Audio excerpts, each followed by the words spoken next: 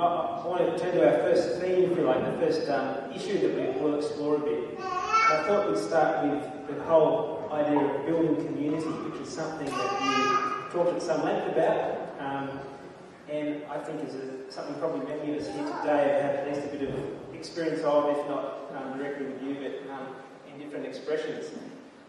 So I wonder if you wouldn't mind just explaining in more depth some of the different types of communities that you've been involved in, and maybe just draw out what you think that idea might mean.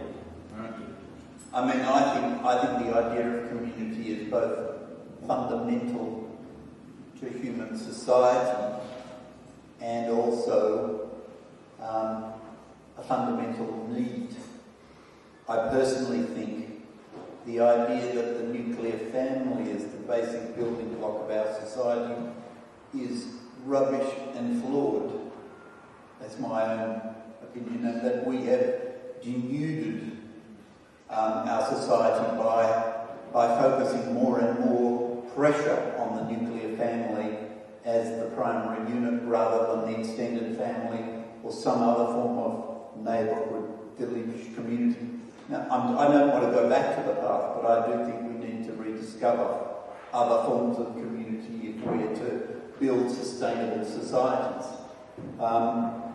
So I'm fascinated about community. I think I see the church as potentially one of the richest and most promising options for us in terms of how community can happen. But I think there's lots of other forms in which, faith communities are one. But to me, again, the church as it currently operates is a pale idea of the way it might be and was intended to be, if you like. So I've been part of Malabar Parish and then Phillip Bay community that were income sharing groups, which was a very intense form of community. And there are a bunch of other people here who've been part of that expression too. I've also been part of Work Ventures, which was a work-based community, if you like, a community of vocation. I've been part of 4 or 5 significant parishes in my life where I think community has been part of the agenda. St John's, Darlinghurst, Malabar, Port Kembla, and Uniting Church, or Methodist Church where I grew up, was another expression. And here at St John's at Glebe, there is another expression again of community. But I think most of us find our busy lives may divide us in so many different ways that it's tough to find an expression of community that is more than skin deep.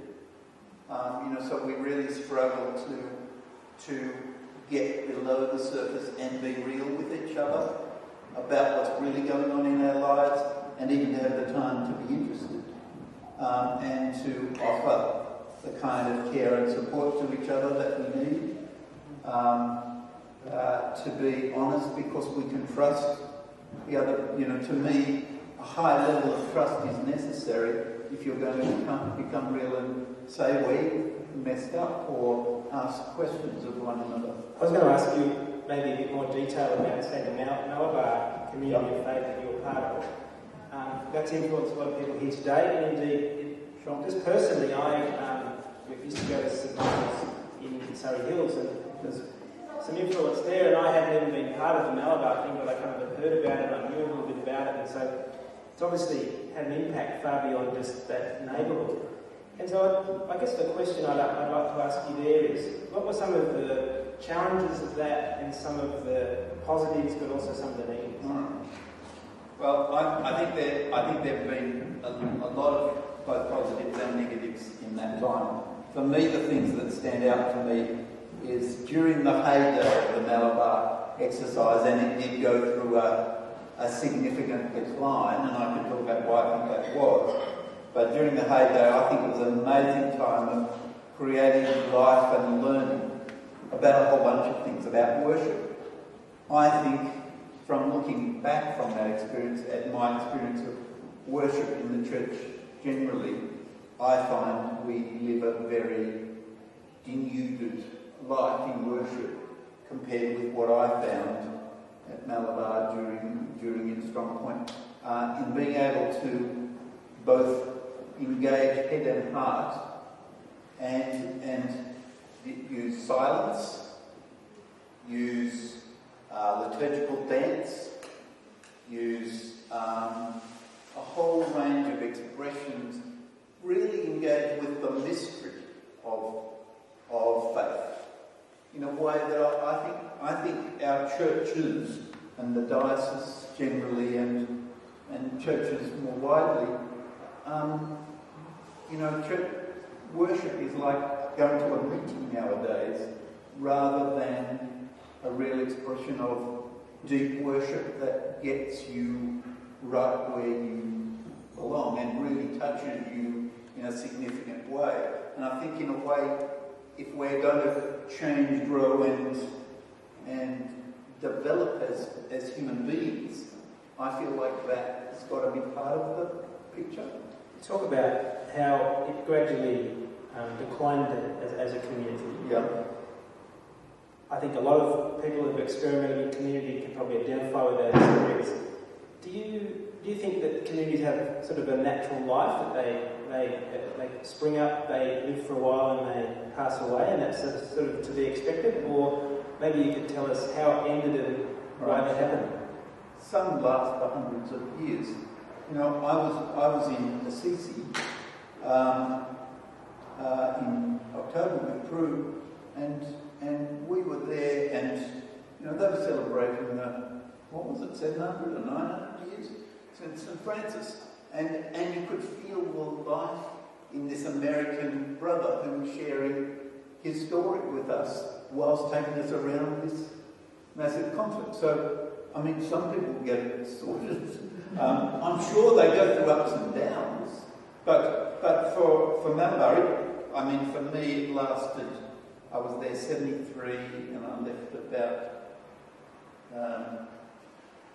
Would it have been true? I've got it in my other notes. I think about early 90s. I left Malabar, so the community, I think about 93 or something like that. So, yeah, nearly 18 years, or nearly 20, somewhere between 8 and 20. So, and the decline began with a few things. I think, and this is me reflecting as an observer, I think David Crawford went through a phase of loss of vision towards the end and decided it was time for him to move from Malabar. And the change of rectors in Anglican churches are absolutely pivotal. If you don't have the right person, the place is in trouble because they have so much power. The clergy in our system have a lot of power, and they influence the place radically. So I think that was one thing. And Gordon Priest, who came after him, and then Bill Payne, who came after him, were very different people and didn't have the same vision either. So in a way, we had to follow their vision because that's the way the church. So that's one issue. I think there were other figures. We started going through the crisis of face phase for quite a few of the adults who had come to us as university students, had families, grown up, and started to become disenchanted that the church was no longer really scratching where they were injured. And so they began to leave. I think some people found the intensity of common first, for those of us that were inside the intentional community bit, hard to live with. I had teenagers. They were starting to want a different lifestyle that was more like the kids they went to school with. So those kinds of pressures start to make the pressure cook up, get to the point where it's not vital. And at the end of the day, if you're smart, you figure out this can't go on like this. Did you find that the intentional part of it, and even going to the point of the common verse, inevitably, if there's people who don't want to engage at that level, means that they're outside the tent, so to speak. Was that a problem? I think you'd have to ask them, and some of them are here. So with those who didn't choose to be part of Common Purpose, we tried to make it that you didn't feel like you were a second-class citizen if you were inside the community but not committed to the Common Purpose deal. But clearly those who were Common Purpose were more core decision makers, if you like. But as I say, it was pretty tough.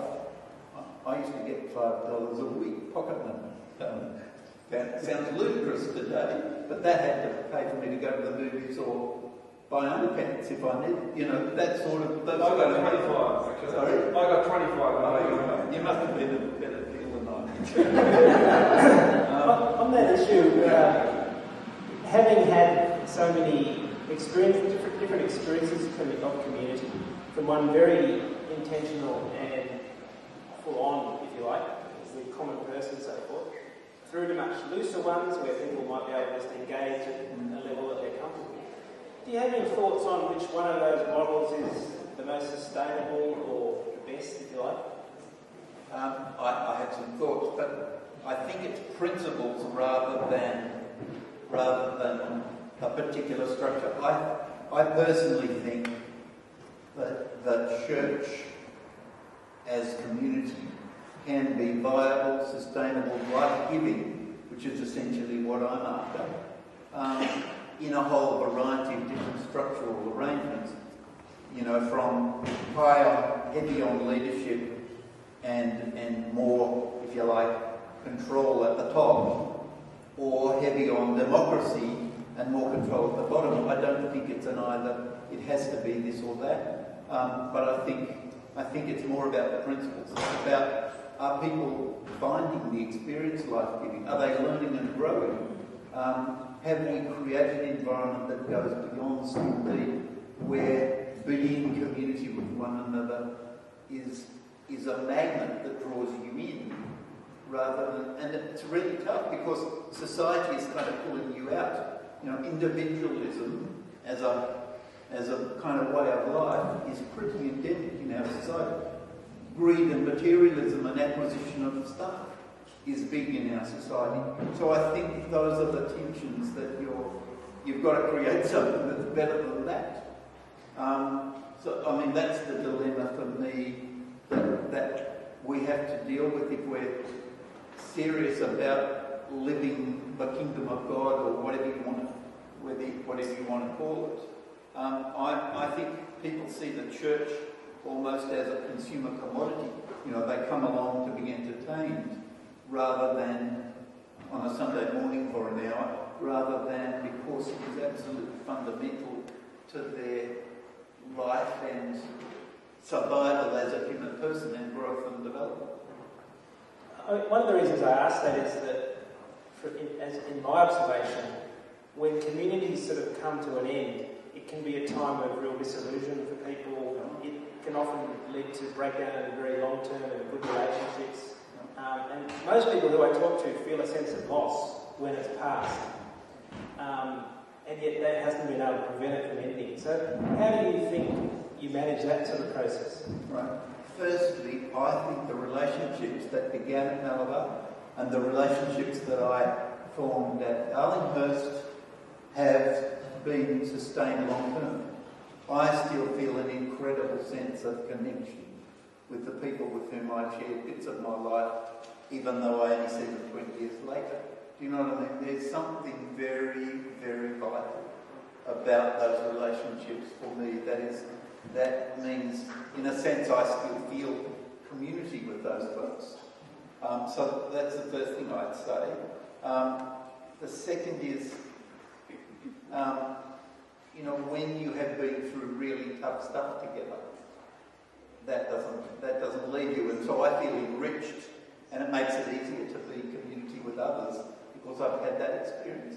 So I think there are probably some people who left St Mark's and brushed the dust off their feet and we'll never see or talk to again. But there's not a lot. I'd say most of them went in good fellowship with us, and how you allow people to lead with grace and generosity, I think is really important. I think just as the arrivals and the welcome into community is important, so is the departures, and that we do those well if we're to, in a sense, leave a good taste in people's mouth. The next question I have is about the broader church, because there are many members of, say, leaders and members of the Anglican Church, or many other churches for that matter, who have absolutely no interest in what you've just been describing. They find it not part of what they're on about. How do you live at peace with those fellow members of the church who don't see that as a valuable thing? I don't know that you always can or do. I mean, from my point of view, I have fundamental difficulties with the direction of the diocese. As a lay person and as a lay leader, I feel the diocese has stabbed me in the back enough times that I don't have a lot of time for the institution and what it's on about. I'm on about Christianity. I'm not on about Sydney Anglicanism as an institutional expression, which I think is all about power, control, money, and perpetuating what I call the castrated gospel. Because I think that's exactly what it is. I don't think it's got anything to do with Jesus' teaching, or not very much.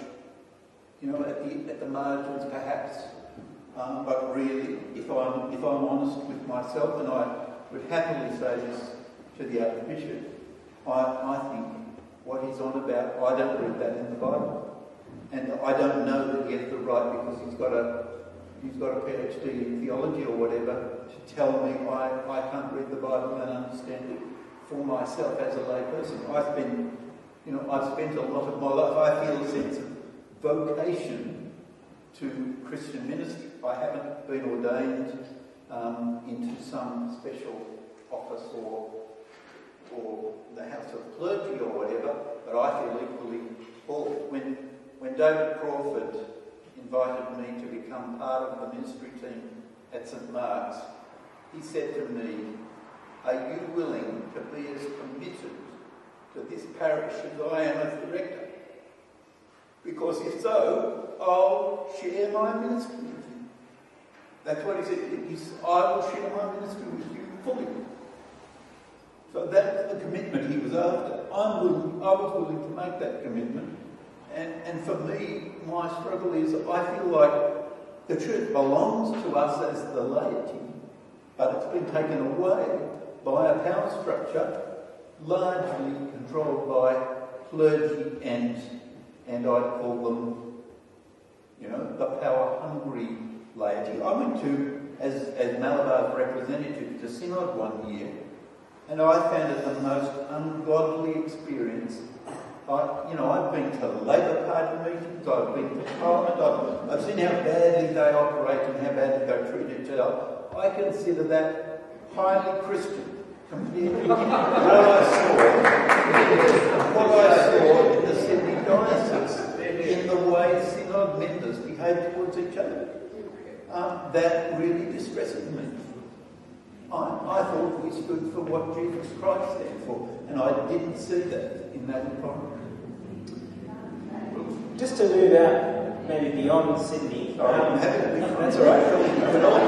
We'll open up. We'll have questions in a sec. I was just going to maybe one more on this thing of building community. I know you've had interaction and experience with communities in other parts of the world. I wonder if you just reflect on that, maybe what you've learned from that, or what you thought was valuable from that. There are 3 or 4 communities that I think have been quite influential on me from internationally, as well as a number in Australia, like the old House of Gentle Bunnings in Melbourne, the House of Freedom in Brisbane, Hesed community that I think changed its name a few times. There was a Catholic group in Melbourne. A number of these groups have been quite influential in my thinking, but then overseas, Sojourners community is one from which I've learned an enormous amount, and from Jim Walls, who is the kind of titular leader of that group. a Catholic group led by priest Richard Raw was also quite influential, and of course the Celebration Church of the Redeemer in Houston that became Celebration and Fisherfolk, and a lot of their music and worship and stuff we draw on at Malabar. Those groups, I think, have been important. Two other groups that have different expressions of the community that I found really helpful. One is the Church of the Saviour in Washington DC, that was set up by a guy called Gordon Cosby, who was a army chaplain after the war, Presbyterian, I think, that has just been an amazing ferment of social entrepreneurship in Washington. A whole range of different ministry activities. Their thing was journey inward, journey outward, and the writer for that community was a woman by the name of Elizabeth O'Connor. And she talked about the fact, well, the deal was you had to be highly committed to be part of the parish or part of their community, and you had to, each mission group had to have an inward journey that was about personal reflection and learning and growth and spirituality, and an outward expression which was about ministry to a wider society. And I found that just incredibly, to be there and see it and feel it and touch it. You know, community housing groups, economic justice groups, working with the rich, all kinds of stuff that they did, I think, were amazing. The last group that I think I found especially influential was the Iona community in Scotland, where, again, a lot of work in inner city Glasgow, as well as a sort of retreat centre and worship operation that went on on Iona itself in the Abbey. You know, each of those have, for me, been incredibly influential in my own kind of thinking and learning. My name is Jim Keogh. My primary involvement with Steve was through St. Mark's, but more so through WorkVet, Houston Community Services WorkVet, where he called me to work member of the board. And one of the things that always impressed me, Stevens, was your willingness to reflect at an organizational level, to try to not stay fixed to formulas. Bob Meyer, I'm going to talk about him, or said we engage in strategic opportunism. And that was always impressive, that you see that in other organizations it just will not change. I mean, I think for me, organisations get awfully boring if they don't change. And probably I have that constant need to see learning and growing and changing as part of, and I have a new idea every minute. One of the difficulties for staffing workbenches often was whenever I would go around holidays, I would have the headspace and new ideas would come, and everybody would be in fear and trembling about what would happen on Monday when I turned back up at work. So I think part of it is that easily bored problem. But I think also Bob Myers and the on-site analysis process that we used from Canada in WorkVentures was very refreshing in that it gave ownership of the change process to the people who were the organisation. And another very significant time in WorkVentures experience was a weekend we had in '92 called the Vision Weekend, where a whole bunch of us, I think there must have been 40 or 50 of us, went to Blackheath and had a weekend together, kind of dreaming and visioning about what the organisation might be and should be. So I think that perhaps Jim was formative in the early phases of WorkVentures and in a sense became part of our DNA as an organisation. I'm Steve's younger brother. I followed him basically into social work. I followed him into St Mark's Malabar. I followed him into the community, followed him into Peninsula Community Services, and not quite WorkVentures. That's where I paused. Also, when David Crawford left the community, that's basically when I left too. I guess I felt like my older brother being the leader wasn't going to work with me. So I bailed at that point. The other thing I did 20 years ago is I bailed from the church, and the way I described it is I didn't want to play anymore. And a lot of the things Steve is saying rings very true to my experience, I guess. However, the question I've got is, Steve's talking about faith communities, and I feel like really, when I left the church, I found a men's group, I found a group, the Sooks musicians, I found a group of mud brickies that I built my house with and build their houses with, and it really feels very similar. And I think you're talking about a Christian faith community. I still think these somehow are faith communities. We're bound by, I guess, faith in one another, or faith in not quite sure what. Could you reflect on that? I think first for me, always, my encouragement to people is to go on the search for truth rather than bang people over the head about a particular faith journey that is mine.